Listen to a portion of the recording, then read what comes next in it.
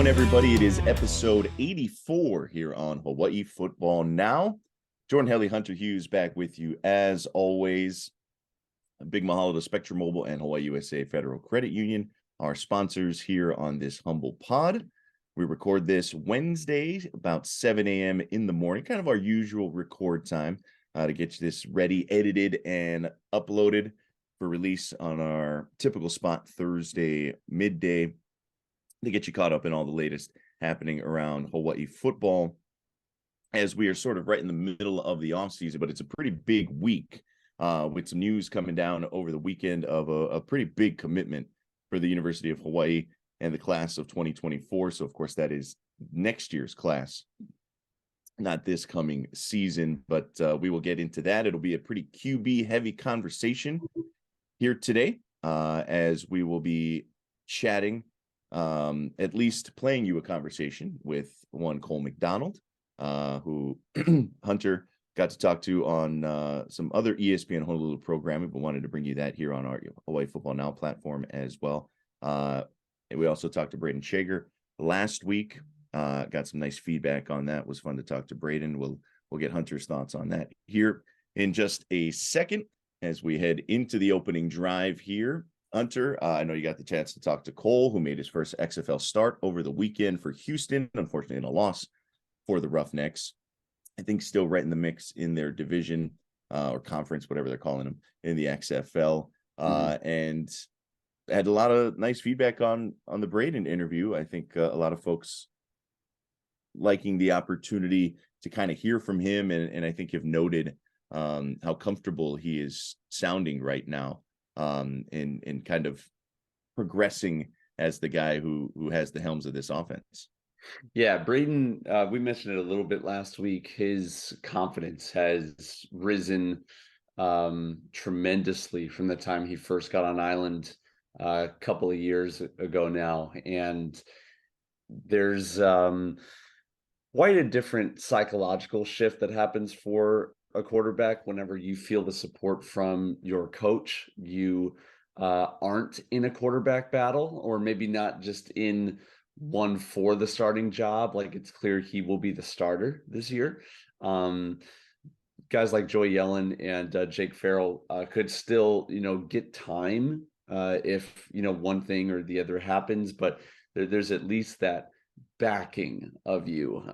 And speaking of confidence, my man Cole McDonald has never really struggled in that category at all. So yeah, always a good time to talk to him. And this last week was his first time getting a chance to start at the XFL, and kind of prove himself more than a dual threat quarterback, but as a passer and a leader. So really stoked for him, like a brother of mine. And yeah, very excited to bring you guys that interview that we had earlier last week on Off the Bench on ESPN Honolulu. So yeah, good talk with him. And anytime we can get a little feedback on where the Bows are in the pros, we want to do that for you guys here on Hawaii Football Now. Yeah, absolutely. And one of his regular targets for Houston, of course, Cedric Bird. Right out there for the Roughnecks. And while we're at it, we might as well get the plug in, OTB, for those that are unfamiliar at this point. Fill them in, man. What are the details? When can they catch that on ESPN Honolulu? You Off the Bench, for those who may not know. Yes, the show that I'm on, I ought to know what that abbreviation stands for. Monday through Friday, 3 to 6. Me and Josh Pacheco cover pretty much everything when it comes to sports.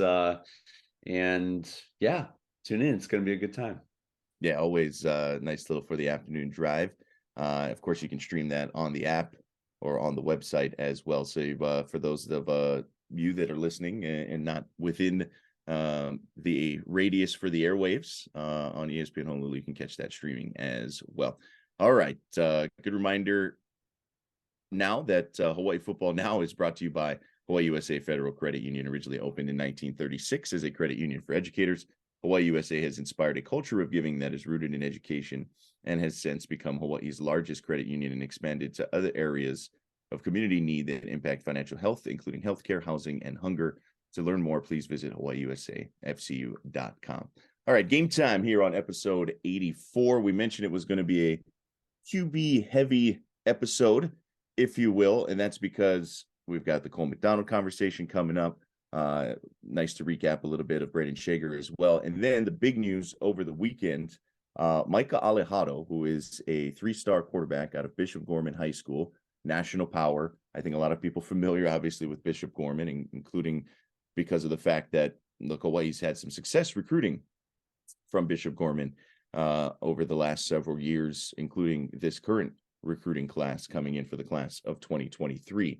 But Micah's 5'10", 170-pound quarterback, originally from Oahu. He's an Eva Beach native, moved to Vegas prior to high school.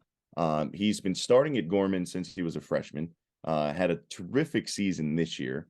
Arguably Gorman's best season in a couple of years. Remember, they were winning like consecutive national championships not that long ago. Have gone through some transitions with coaching changes and the like.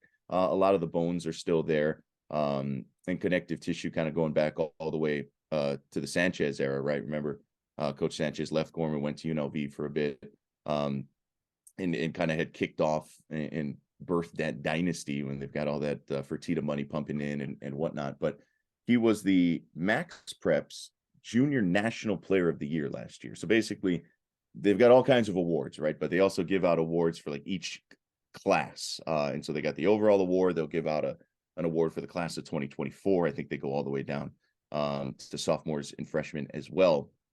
But he was, according to one of the big publications that cover prep sports, the best player in the country, or at least the player of the year in the country. He's not the top recruit in the class of 2024. That's a different conversation, but he was the junior national player of the year, quarterbacking a team that finished, I think, depending on the poll, like 2 or 4 in the country, various different polls in the high school top 25.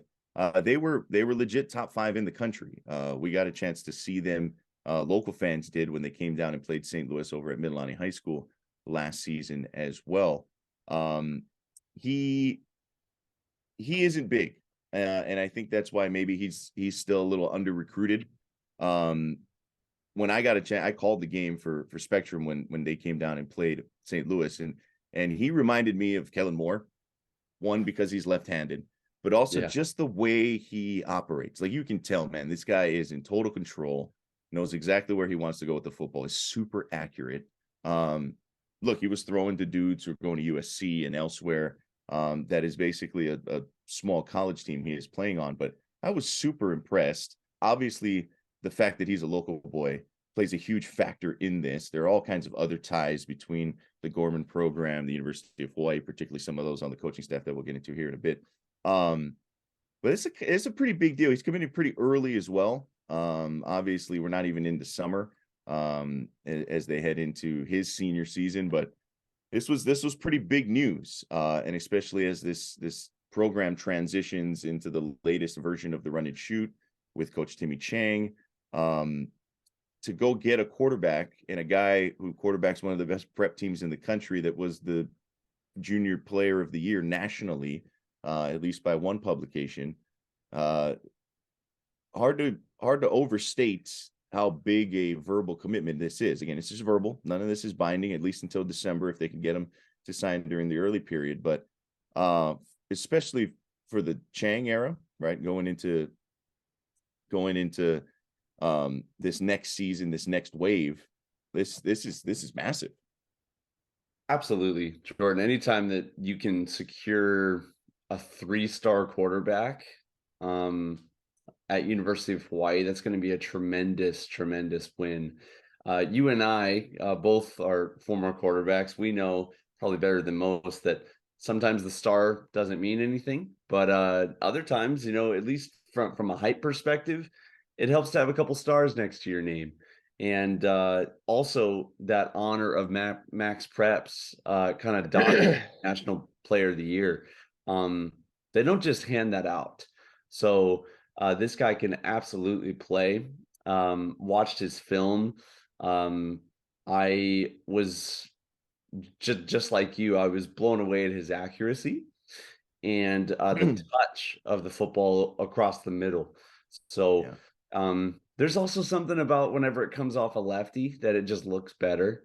It looks smoother, and he can definitely spin it. He came through spring practice towards the end of Rainbow Warriors spring ball just this last month, and got to kind of kick it with him a little bit. Timmy introduced me to him, and my first thought was, okay, is this guy coming here to play slot? Because it's something for me to have 2 inches on someone at the Division I football level. And then when I found out he was a quarterback, I was like, wow, okay, well, he must be good. They would not be inviting him here on an official visit, and he one of his buddies was there as a cameraman, and so was kind of following him around like a wannabe YouTube star kind of a situation. So it was kind of a scene. I'll be honest. Whenever he was there, but super great kid. We were talking run and shoot, and I gave him the full pitch on, if you want to go and throw someplace and throw touchdowns, I don't know if there's a better place to do it, and in a better offensive scheme like the run and shoot. And Jordan, that's kind of the thought I wanted to get to just for a second, was outside of maybe the veer or a run heavy offense, the run and shoot for an undersized quarterback is probably one of the best fits there is, with the drop going to one side of the offensive line or the other. You can get behind far enough to where eyesight over the line is not going to be an issue at all.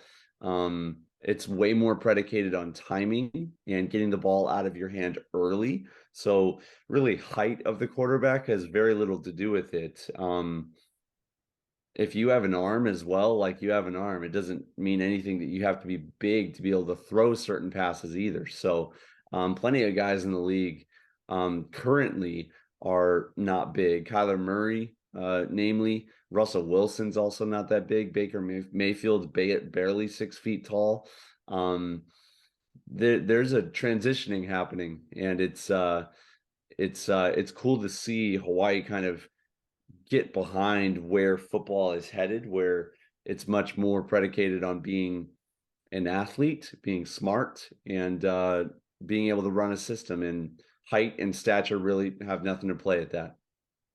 Yeah, and I think maybe fortunately for Hawaii, the big boys haven't come knocking on his door quite as much as if he was 6'5", right? I think that's probably fair to say. He's got other offers from Nevada, UNLV, Utah State, Old Dominion, Portland State, I believe was listed via 24/7 Sports.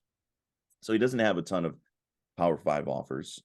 That may change if he goes out and balls out once again as a senior, and maybe Hawaii's got to keep continually recruiting, right? I think that obviously behooves them to keep that as they go through. But I'm with you. Like if you can play, you can play. And this guy can clearly play. Like you put his tape on, and it is really impressive. It is really impressive. He gets the ball out on time. He gets the ball exactly where it needs to go. His touch, as you point out, even over the middle, right? Through windows. Yeah, he sees the field so well. Our guy Christian Shimabuku had a nice write-up on KHON.com or KHON2 via their website, and they got quotes from Vinny Passis, right, who's now living up in Vegas, the legendary QB coach, long time over at St. Louis, who's mentored a ton of big time guys, right? Obviously Marcus and Tua and so many others. Compared him to Tua. And the left-handed thing wasn't even anything he mentioned. Like he compared to him just in terms of how he throws the ball, the way they carry themselves, how accurate Alejado is. And just watching him in person immediately jumped out at you. Like you could tell. And that's one of those things, right? Part of it's the eye test. And yeah, he didn't look big. And I know we're spending a lot of time on that. But I think it'll come up. I think it'll be part of the reason why Hawaii has a huge track here. I think for him, with an opportunity maybe to come back home, right? He's already gone away to the mainland. He's experienced that. He's doing that now over at Gorman, but a chance to perhaps come back to the islands, right? He's here often. still got a lot of family here. You know, and again, this continues a nice little pipeline where you've got the 3 defensive guys coming in, right? Jemai Otis and company who were part of that Gorman defense last year, who were coached for a time by University of Hawaii assistant coach Chris Brown when he was the defensive coordinator at Gorman, right? Hawaii has gotten Gorman guys in the past. What was he from Okeke was a Gorman guy, right? Kalen Hicks, I think, was a Gorman guy. Yep. So, you know, that's obviously the Hawaii to Vegas connection has worked out well. Heck, the QB coach over at Bishop Gorman is former University of Hawaii player and former teammate of Timmy and Chad Kapanui, right? You know, everybody remember him. He was, man, what an athlete he was in his prep days when he was playing quarterback before they kind of moved him all over the place at UH, especially on the defensive side of the football. But there's so many connections, and that is, you know, going to be a little rare, right? When it comes to these high recruits, they're not always going to be a Hawaii kid. They're not always going to be coached up by Hawaii guys. And so when the opportunity presents itself, Hawaii has to cash in, they have to capitalize. And look, he has given his verbal commitment. You mentioned the social media. It's funny because he committed on Instagram Live, like he went live on Instagram and did it that way, right? Kind of controlling it, which I thought was pretty cool. But if he does end up at the University of Hawaii next year, you know, obviously Braden Shager, it's not like he's gone after this season, and we expect him to take another leap here this year, and we'll see how that progression goes, right? How the timeline works. It's, hey, when do you transition from one QB to another? The old June adage, right? You can never have too many quarterbacks in there or whatnot. But I think getting a high profile quarterback recruit, and I get it all, this is very, very, very unique when it comes to the fact that he's got so many ties to Hawaii, but playing at this national power at Gorman. But starting to get quarterback recruits into this offense, if it does produce the way that we think it can produce, I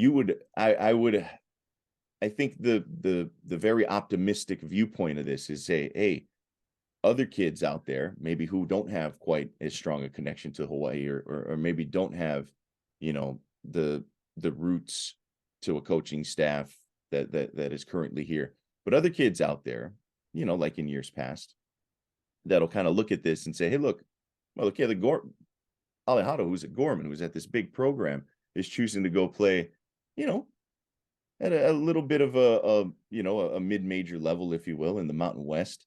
But boy, they get to throw it all over the place. Boy, they get to put up points. Boy, they get to have a lot of fun.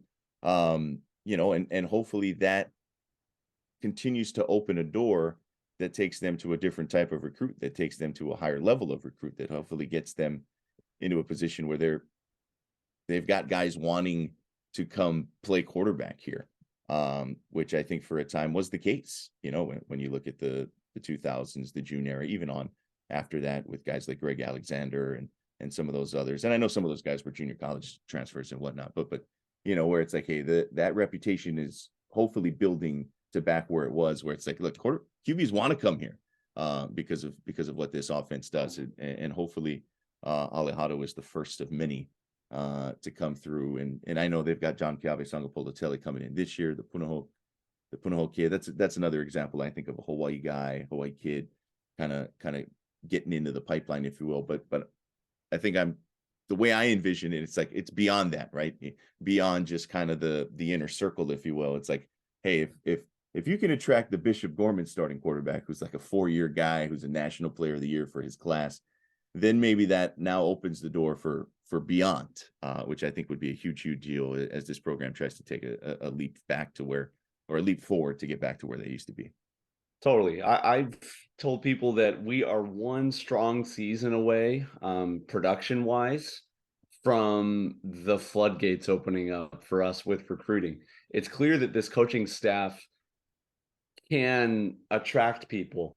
They're really fun to be around. They're young. They know how to play the game in a sense. And there's a refreshing, just laid back, kind of calm vibe to the entire coaching staff that you can't help but want to come and be a part of, especially They're big on relationship. They're big on family values and helping you succeed after school. Timmy's interesting strategy with that has been, hey, do you want to come and live in Hawaii later on in life? Because we'll help set you up. It's not just about football. So they have a very unique stance when it comes to recruiting. And it's clear, Jordan, this is now their first full year here that they know how to do that. The missing piece will just be, can we win the football games? And I think committing to the run and shoot, shifting that over, and getting the guys the necessary reps, it's a proven track record. It will happen. The other thing that I can't help but think about, you mentioned, it's the mid-major, the Mountain West, with attracting some of these bigger talented guys. San Diego State was just in the national championship on Monday for college basketball. Yes, that's not our school, but in some ways it has kind of ripple effects on schools like us, where you are put right in the thick of things with the big boys. Why can't it be us? This next year will be the first year that they welcome 12 teams, or 2 years from now, I should say. I believe it's the 2024 season. They'll welcome 12 teams to the college football playoff. One of those 12 is an automatic bid from a mid-major school like Hawaii. Once that kind of public knowledge gets kind of seeped in and massively received, I would say, we're going to start to see more guys realize, hey, that old way of doing things, needing to go to a big school to get noticed, it's really not the case anymore. Rolo used to tell us all the time, if you can play, they'll find you. And so I'm really feeling like it's not just the optimism of this show, Jordan, like this team, this program, with everything that is happening right now, has the chance to be on the upswing right now. And I can't help but feel like I need to push my chips in, because it's coming for us, and I can kind of feel it in the water. Yeah, look, if they can continue to recruit, particularly with almost one hand tied behind their back because of the stadium situation, if you can continue to convince guys to come here and play, in whatever Ching turns into, I think that just kind of speaks a lot to the staff, because they don't have a lot of bells and whistles and shiny things that they can take recruits around and just kind of flash it in front of them, right? And so you're recruiting a lot of personality, you're recruiting based on a lot of relationship, and I think is a testament to this staff. Look, I'm not saying that we should just not continue or forego any continued improvements to facilities on campus and a nice shiny new stadium. Like, please keep doing that, because it will make the job easier when it comes to recruiting. But if they can continue to recruit the caliber of player like a Micah Alejado, with, again, a bit of a hamstrung playbook to pull from when it comes to pulling in recruits, that's a testament to Timmy. I think that's a testament to the staff. And I'm really excited. Look, if Alejado ends up coming here, and look, here on this pod, we've talked about recruits before and then talked about them decommitting. And I'm not saying Alejado's going to do that or anything, but it's just, those things kind of happen. And if all of a sudden Ohio State's banging on his door, it's going to be tough. But boy, if he shows up here, and if you can continue to develop Braden Shager, and then you've got the presumptive next guy in line in an Alejado, I'd feel really, really good. I'd feel really, really good about the state of the offense and the state of the program going forward. Because if you've got the quarterback, you can go a long way. And I think that's the mindset of this offense, and that's the mindset of the program as they look to shore up, what's the key recruit, the key position on the field. With a guy like him, I am thinking immediately of Braddahhood Grinds, not just for the sake of him being fed while he's over here, but for those that don't know, Braddahhood Grinds actually serves as the bridge for local businesses to get in contact with players like Micah Alejado through the football program. They are the vehicle for name, image, and likeness to take place with University of Hawaii student athletes. At least that's what they're attempting to do. And the whole reason I'm bringing this up is a guy like him, a 3-star QB, I want him to get some sort of NIL appreciation. It may not be a massive contract, but here locally, to have a local kid with ties over here, he's from Vegas, but it's the 9th Island. Let's get this guy some reason to stay over here, because you mentioned it, Jordan. We've got a whole nother year to keep him interested. It's technically a verbal commit. I don't know if he's actually signed anything just yet. No, not yet. Yeah. Yeah. So the courtship is far from over. We need him to sign some paperwork between now and next year, and there's a lot that can happen from now till then. So just throwing that out there. If you or anyone at home listening is interested in keeping a 3-star QB, why don't you head on over to Braddahhoodgrinds.com and see how you can get involved. Yeah, and look, that's a big part of the equation, right? With the NIL and how does the program, indirectly maximize and capitalize on that. And heck, part of it's, look, social media is a part of the equation as well, right? As you mentioned, whether it's a camera guy following you around or whatnot, content, like these athletes can now profit off of that, and a lot of them do.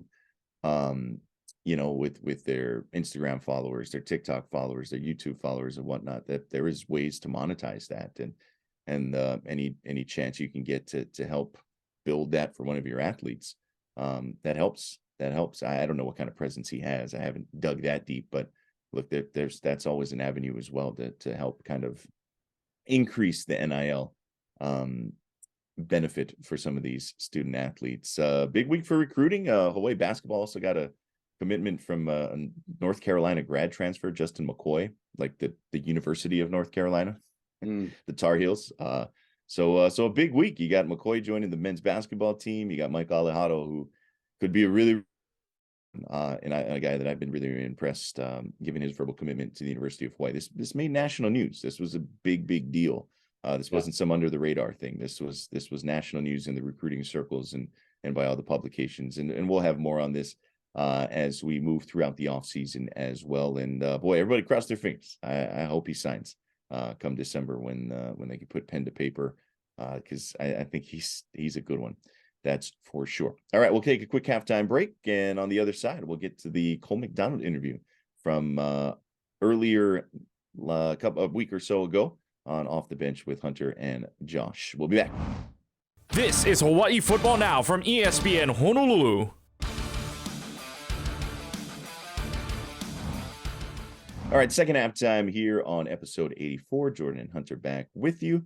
We'll throw it over to an interview with Cole McDonald just a little while ago as he was getting prepped for his first XFL start and coming off what was a huge relief appearance for the Houston Roughnecks the week prior as well. So we'll send it over to that. And big shout out to the Off the Bench guys for partnering up with us and getting us that audio. We got a special one, my friend. Houston Roughnecks quarterback Cole McDonald joining the program. I'm just going to get my question out of the way because, Cole, I remember we talked during I think it was a couple months before the XFL, and you and I had done an interview, and we were talking about the process of kind of that tryout camp you were going through that had some NFL opportunities and XFL opportunities. So here you are on an XFL team getting some opportunities to play. What has the last 6 weeks been like for you in this league? It's been fun. We've been just throwing the rock around. It's been good to be back on the field and just be in a locker room, getting shots to make plays on the field and making the most of it. So it's been fun. That's one word to describe it for sure. Cole, I think we need to let everyone know that the real secret to your tryout success was staying on my couch the night before. I think that's what filled you with the power and the speed that you went out and showcased for the Rock. Am I right? Dude, it was that's definitely the reason why. No doubt in my mind. Now, I've gotten this question from a bunch of guys over here. Why no 13 in the XFL, bro? What's with 14? That is not the Cole McDonald that we're used to. Yeah, I mean, it's not the Cole McDonald that I'm used to either, you know. We had a receiver, John Trey Kirkland, who actually got hurt. He's been balling out all year. He was number 13, and so I guess something happened and numbers were just delegated by some type of order. So, you know, unfortunately I couldn't get number 13, but 14 ain't look bad either, you know? I get that. You know, the XFL is supposedly supposed to give unprecedented access, but, you know, maybe if you could get the number from an injured player, you know, maybe that's the access we're looking for. Wanted to get to this real quick. We've talked about this on multiple occasions, you and I.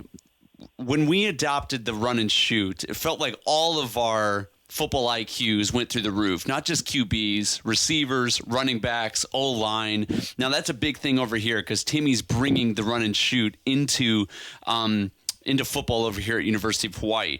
You've had multiple stops now at the NFL, Canadian, and now XFL. What has the foundation, I would say, of the run and shoot brought to your football IQ that you've used at each stop of professional football? For me, it's just understanding what the defense is doing, you know, where you want to work certain concepts and different types of coverages, depending on what the defense gives you. But ultimately just being connected, you know, knowing what your guys doing on the front, knowing what receivers' routes are being ran behind, and getting the ball where you need to get the ball out. And I think just with the coaching staff we had, that was one thing that's been transferred over and over and over, is just knowing the defense, seeing coverages, and making plays, you know. And you were right there with me along the way, you know. So, I mean, you definitely know from your own experience, you know, but being in the room yourself. So that's been one big carryover. Cole McDonald is joining us here on Off the Bench on ESPN Honolulu. And one other really cool thing that is happening for you and, you know, the Houston Roughnecks is Cedric Bird, another University of Hawaii alum, is in your wide receiver room. What has that been like, keeping that chemistry with someone you've had so much success with back here at UH, now at the professional level? Yeah, I mean, it's huge, you know, because I've thrown thousands and thousands of balls. That's been my guy. We lived together for 2 years in Hawaii. And so having him here, it's just, it's good because I know what he's doing. We're on the same page. And same thing with another receiver, Travell. He was under Stutzman as well, and Coach Travell. So he knows the run and shoot. So the translation is huge, you know, from Cedric and me playing for a couple of years together, throwing a lot of balls, scoring and winning a lot of games. And also Travell being under the same run and shoot coach. And then our coach as well brings his knowledge and his understanding of the offense in terms of bringing it to the new receivers that are learning to run and shoot. And they've taken a huge liking to it. So it's been amazing. That's awesome, man. You know, to catch some folks up, you know, a lot of what you've been incorporated into this offense with the Houston Roughnecks this year has been more your athleticism and kind of leaning on your ability as a runner, not just as a passer. Well, what is that, you know, first part of the question is, what's that kind of been like for you? But then also kind of fill us in on kind of this quarterback competition that's kind of emerging in Houston right now, because yesterday was kind of your breakout game as a passer. And we're kind of seeing them kind of rethinking some things, at least from our perception of how they're running this offense. Yeah, I mean, I got a chance yesterday and just made the most of it. And whatever they decide, they're going to decide. I'm going to control what I can control, you know. And I think that's been a big thing for me lately, is controlling just what my reaction, what I can do when I'm in. You know what I'm saying? Handle what I can do off the field and handle that like a professional, you know. So I think I'm ready whenever. So in terms of that, answering that, I hope that answered part of it. Yeah. But yeah, I mean, that's part of it. Yeah. Sorry. No, it's good, man. We're rooting for you over here, man. Absolutely. You know, at this point in the season, what would you say your goals are? You know, for the rest of this season, are you looking to gain that starting job, or are you looking to finish this season out strong and reassess? You know, before fall rolls around and try to get signed with another team? Of what, you know, catch us up with kind of what your goals are heading further into this season. I think continue doing what I've been doing. and that's showing up, being a team player, and just being a guy for the team that if my number's called, I'm gonna step up and make plays. And I don't think I'm gonna change anything. I think it's the same goals, which was win as a team, get film, and show everybody that you can play football. And it's just been fun to get back out on the field, honestly, and just being around guys and being in that atmosphere. I think that's what it's all about. I think that's just my goal, is to enjoy it and be present.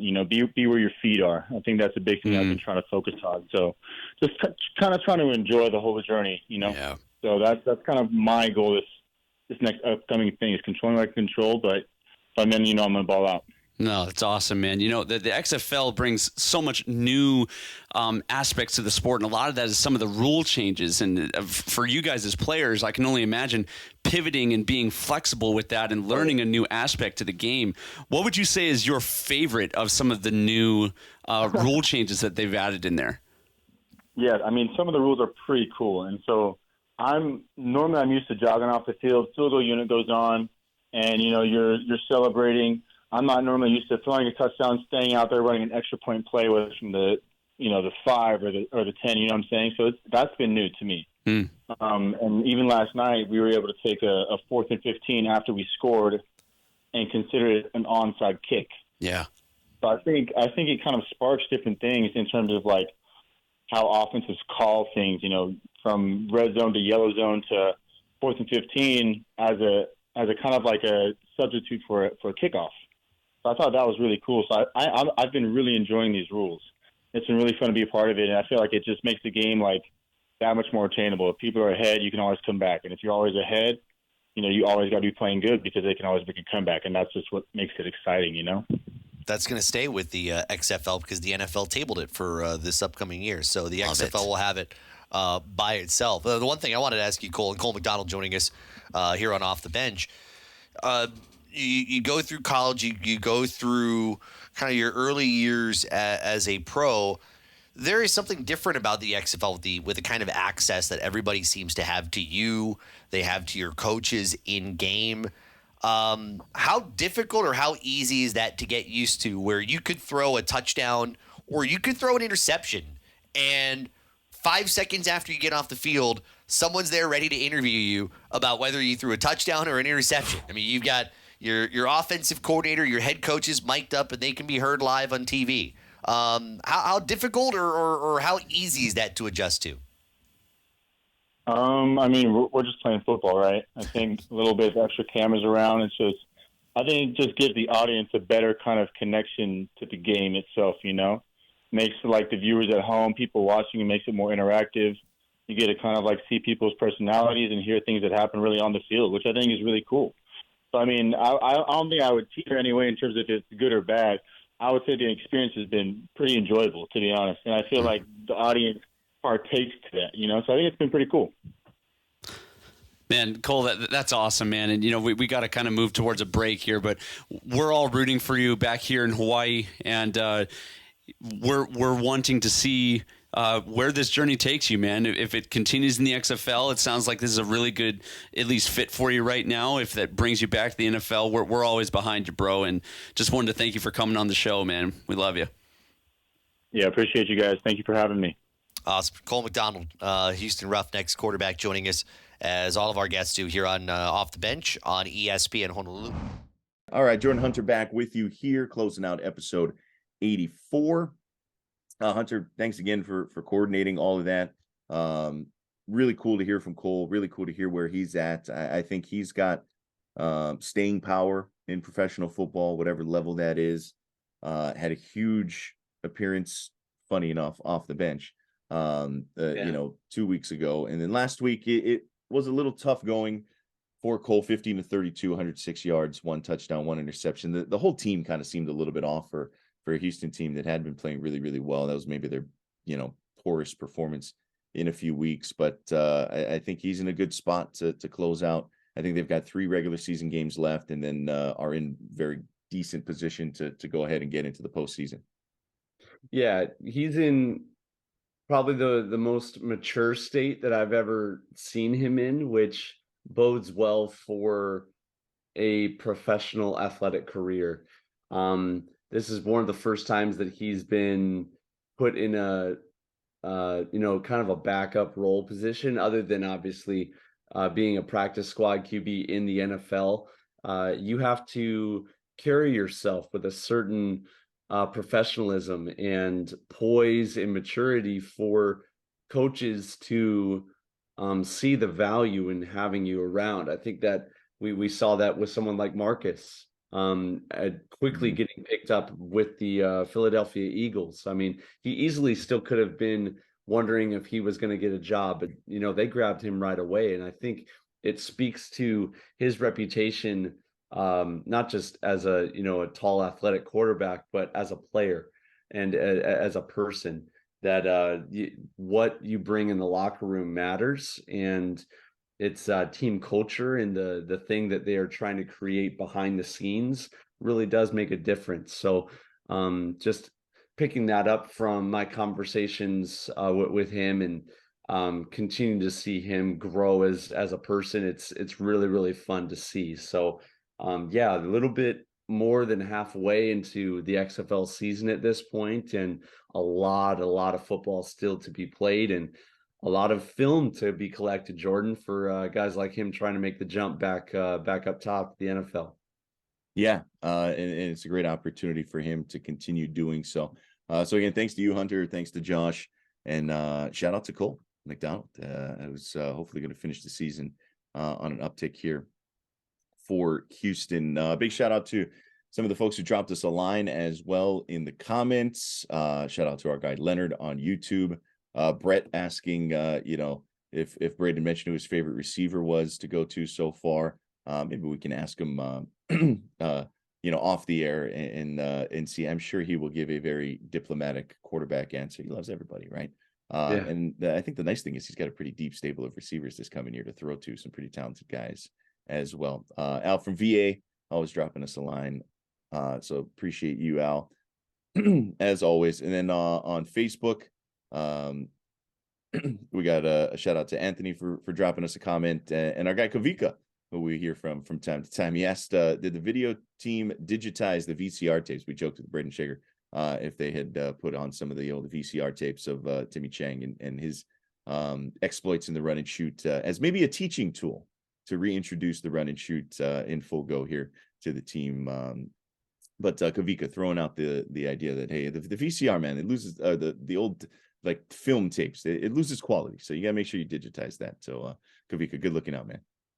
That reminds me of Stutz. Stutz used to show us old highlights of him at University of Hawaii.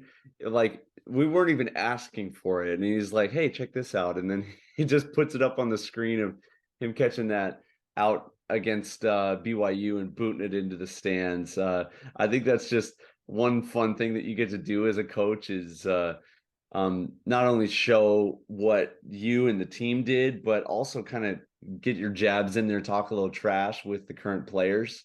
So that's fun to hear that they're kind of still doing similar things with Braden and the guys down in the film rooms.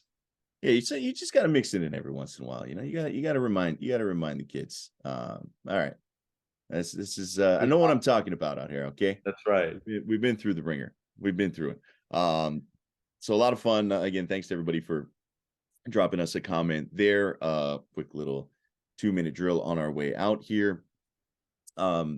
Congrats to Savannah Ryer. I think a lot of people remember her from her time playing basketball at the University of Hawaii. She is taking over as the director of recruiting for Hawaii football. She was most recently in a role as the director of player development for the women's basketball program. And will slide over to the football program, takes over as the director of recruiting. So nice big role for her. I know she's going to do a really good job there. And Nate Ilawa, who was the director of recruiting, is now transitioning over to the director of player development, or in one of those roles for the University of Hawaii. So he's still very much around. And when it comes to the non-field coaching positions, or however you want to term them, right, they aren't active on-field coaches. You only get so many of those per the NCAA, but you can create these positions that are support. You think to Bama, right? How many guys does Nick Saban have beyond his 11 or 10 or whatever it is? A lot of coaches, he's got like 60 guys or something, analysts and all this kind of stuff. Huge help, right? And Nate's done a really good job in terms of, getting the recruiting kicked up and getting that going. And I'm sure a lot of the responsibilities he will continue on, and I think is still a very integral part of this program. Just a different title on the nameplate outside the door, perhaps, for Nate, and bringing in Savannah, who's done some great work with the Wahine basketball program, and I'm sure we'll do so with the football program as well. Yeah, Savannah would be down the sideline with us pretty much throughout the entire season, Jordan. I don't know if you remember that, but would be kind of right near us in that corner. And so I almost wonder if they had been in some sort of communication, definitely around the athletic program in general, since the time she graduated. And I've known her just with some Fellowship of Christian Athletes programs around University of Hawaii, and just does a phenomenal job. And her dad's actually, it's funny you brought up Bama. Her dad is the beat writer for Alabama Crimson Tide.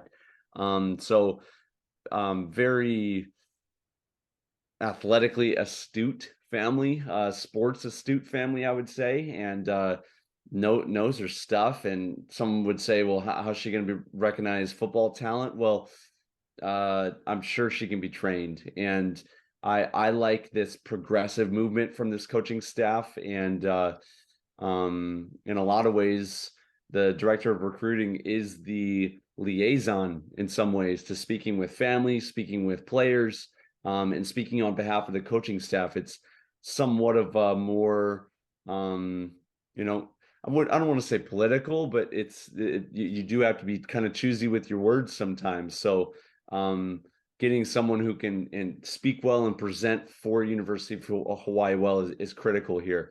So I wish her all the best, and it'll be really cool to kind of see how this thing develops. Yeah, she knows football, right? She's been around it her whole life. She's going to do just fine. She played, and I think she was a kicker. Yeah. She was a multi-sport athlete. I remember when she was at UH, she would go out and like boot field goals, just to remind everybody what she was capable of. And she's in I think to your point, a pretty forward-facing role, right? And those are important positions, representing the program, representing Coach Chang, and really trying to put their best foot forward. And she's going to be a very, very important part of that staff, no doubt about it. All right, that'll do it for us here on episode 84. Thanks to our guy Jonathan on the controls as well.